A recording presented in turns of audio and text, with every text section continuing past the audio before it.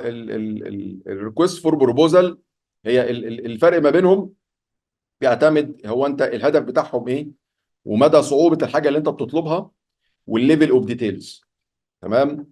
فالريكوست فور بروبوزال هي البيربوز بتاعها والكومبلكس بتاعتها اكتر والديتيلز اكتر. الريكوست فور بروبوزال يا جماعه انا بروح لحاجه ممكن انا اكونش انا عارفها. انا بعمل ريكوست فور بروبوزال لمثلا مصنع محطه بالكامل. تمام. فانا عاوز ديتيلز كتيره جدا من اللي هيقدم لي الخدمه او اللي هيقدم لي هيصنع لي الحاجه ديت. الموضوع ممكن يكون صعب. بتكلم على مصنع، بتكلم على محطه بالكامل. تمام. بتكلم على معدات انا ما عنديش اكسبرتيز فيها. فعشان كده انا بعمل ريكوست فور بروبوزال، لسه بشوف الدنيا ازاي، لسه انا مستني حتى كمان.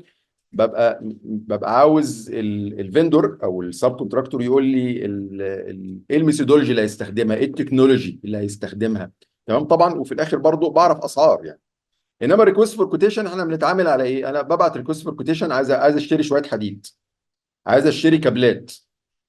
تمام. عايز اشتري مسامير، عايز اشتري ابواب ستاندرد بتاعت حاجات كلها ستاندرد ايتمز. تمام. انا في الاخر عاوز ايه؟ بيكون يهمني ايه؟ بيهمني الاسعار. انما ريكوست فور بروبوزال لا، يهمني حاجات كتيره قوي. اوكي. انما ريكوست فور بروبوزال سوري، ريكوست فور كوتيشن هي الموضوع ستريت فورورد، وبحط بي او كمان. والموضوع مش كومبليكيتد ولا محتاجين عقود ولا القصص ديت. اوكي. ببقى مهتم قوي بالدليفري تيرمز، بالكوانتيتي. السبلاي هيرد عليا مش هيرد عليا بسرعه. فالريكوست فور بروبوزال هي طبعا الاصعب وفيها ديتيلز اكتر، ومطلوب من السبلايرز او الفندور او السب كونتراكتور يديني ديتيلز اكتر. لان هي مش ستريت فورورد، ممكن تتكلم على ايتمز كبيره، ايتمز غاليه فيها تكنولوجي. تمام. محتاج اعرف معلومات عنها. ماشي يا جماعه، فهمتوا الفرق ما بين الاثنين؟ يعني مهندس، فينا نختصر القصة انه الريكوست فور بروبوزال انه انا باخذ معلومات اكثر من السبلاير.